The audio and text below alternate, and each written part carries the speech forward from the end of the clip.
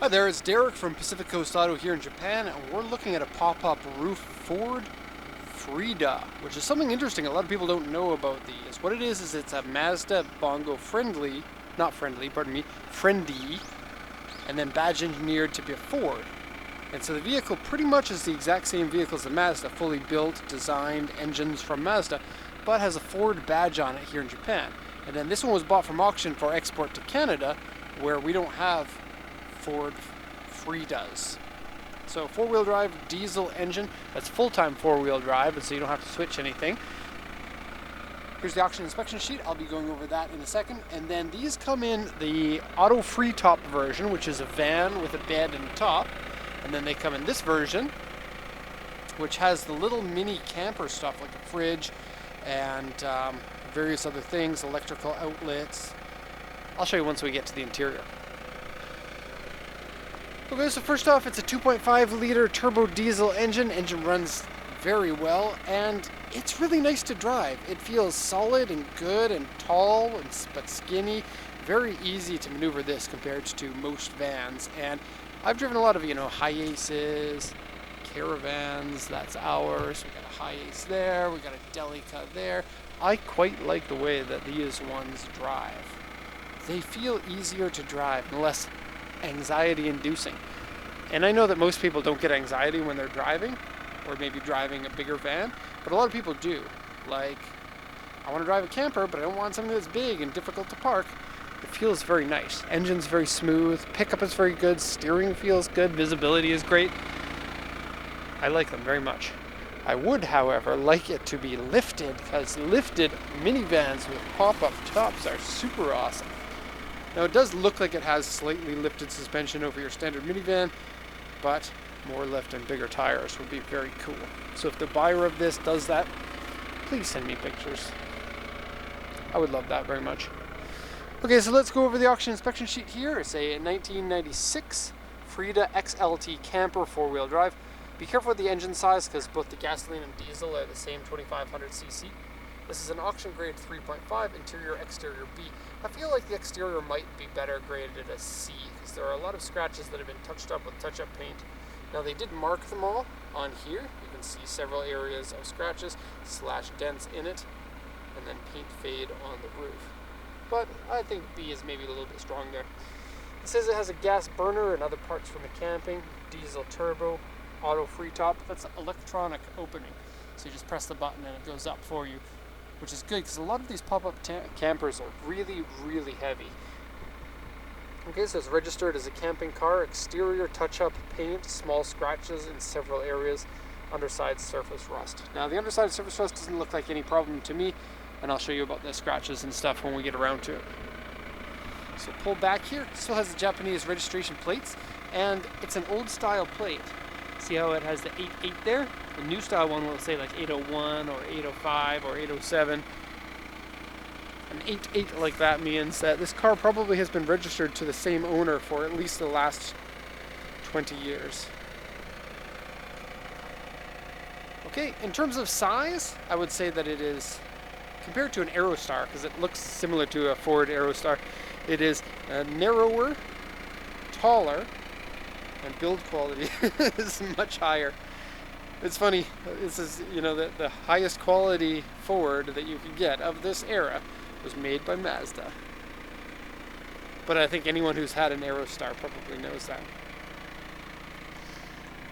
I very much like the bright green top. It's like, look at me, you can sleep in the top of my van. And what I think is going to be especially fun with this is because it's badged as a Ford, it's going to make people scratch their heads. Like if this was badged as Mazda, they'd be like, oh, cool, an imported Mazda. But if you see Ford on the badge, then people are going to be like, what kind of Ford is that? I didn't know that there were Fords that were never made for my market. It's going to be very cool, very big conversation piece. Okay, so in terms of damages, let's have a look. There's this one really big damage here. And most of the damage on the car looks like camping damage. Like this one here was, I hit a stump or I hit a rock. Most likely rock. And this kind of damage is what has all over it. That looks like I went down a forest road and the forest road got narrower and I decided to continue going and scratch the side against branches. Especially down here, you can see the branch marks. Forest trekking. It's very easy to get that kind of scratch on your car. If you go on those narrow roads, you can see them down here too. Now some of these you'll be able to polish out, but a lot of them you won't be able to. And because it's a black car, it's going to make them more visible. You can see more around here. So headlights have been turned into yellow by the effects of time and environment.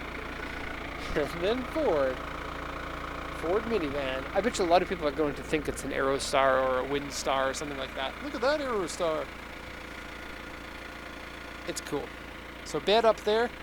Seats in the back can turn into a bed, and then there's camping stuff in the back. I'll go into that in just a sec. But first off, let's go into the front section here. And so you sit on top of the engine, so you sit up really nice and high. This section here, it looks like the original plastic was left on it. That's supposed to protect this area, but then it peeled off, and so that's going to need to be removed. Inside is rather on the dirty side.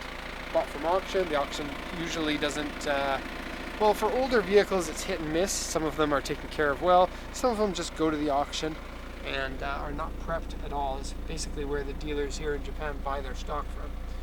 And then they clean them up and sell them.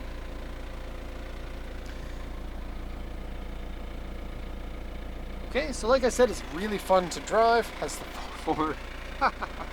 You know, I've only ever actually seen these as Mazdas, the ones that we've bought. So dirty floor mat there. 96,078 kilometers at the time of shooting this. Has a tape deck and a CD player. This is dirty, needs to be cleaned. But AC, looks like the AC maybe doesn't work that well. I've had the AC on for a while. It doesn't feel cold to me, so I'll switch that off. Maybe that's a reverse camera or something. Has a driving recorder here. That's kind of neat. Curtain rods that go from there to here, and then there's blinds in the back windows that are very nice. I'll show you those when we get to the back. And so that way you can put blinds on all of the windows in the back, plus curtains all around here. That'll give you privacy while you're sleeping, because nobody wants to go camping and then to wake up to somebody at your window peering in. Okay, no problems with rips or condensation or mold or any issues like that at all. Okay, so going in, you have the standard minivan style 5 seats. So 1, 2, 3, 4, 5. Oddly, you have a single seat in the back. We're going to call that one the penalty box.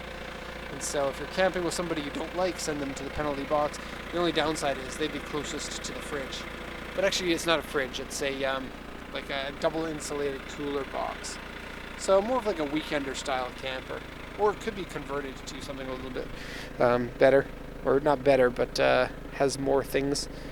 This is a footrest. You can kind of lock it there, or you can fold it down a little bit more. Okay, now this one here can also go forward and back and can fold completely flat. So that can become a bed. Now I can stand up in here, and in here comes with extra cushions. So that's cool. This hatch closes. And there's also a sunroof up here. So that's pretty cool. And you can just have this as the sunroof when the roof is down, or you can have this as like an extra light for when you're sitting up here. Now, you can see this piece here, that piece will fold onto where I'm standing here to make it so that there's no hole, so then you can sleep on it. It has these thin mats here, and I guess you put the thicker mat over top of it if you're an adult. I'm guessing that's what it's for. Comes with this, which is a bug net for the back window. And if you're the owner of this, please let me know. I can either keep these in the top and ship them as is. They might get taken out by customs. Or we can send them to you for an extra fee. You tell me. These ones here are window screens for the front windows. Very cool. It comes with 2 of those. And then this is all open, but you can fold that down if you want the extra privacy. Cool bike, man. Okay, so pop out and pull this. Whee! And then look at this. That goes down and can become a surface table Same thing as that one over there. And going into the back section, has a nice light up there. So all the windows have this style of blind.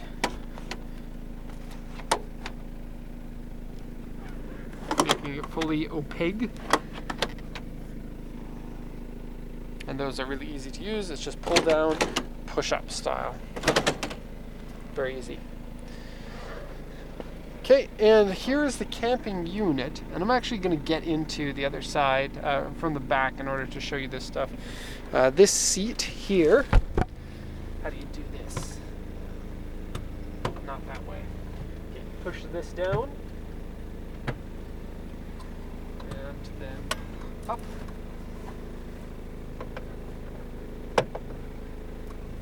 And like that gives you the more room in the back here if you need that. And also this piece here. Can I do it? You can lift this up to give yourself more headroom in this area too. But I'm going to leave that down for now. Okay. So as a lot of Japanese people do, the original plastic is still on the camping stuff. Where's the hatch? There it is. You can see here that plastic protective part on top of this cabinet piece. So here's your breakers for everything. It's like water pump and rear heater to have on. And they open pretty easily. They click into place to lock them, and it's a very steady lock. Here's your sink with the plug, and in the bottom section here is your water tank, your tools, water pump, 2 water tanks, one for clean and one for dirty water. This section down here has your sub battery. So the car has 3 batteries, 2 for starting and then the 1 deep cycle sub battery. It also has this one here, which looks like it's your rear heater, multi-battery charge controller. Okay, open this one up. And this section has, this is a burner. You have to pull this out. And, well, you can kind of see there, your stove, and then a fan in the back here to pull the air out if you're cooking something. Just put the camera down for a sec here. It's a nice little compact unit. It's not, I guess more for somebody going on like a short trip and wants the extra stuff. It is very cool, I think. This one here is your removable, I believe. You could pull this out. You have a handle here, and that can be your cooler for taking your cool things. And close.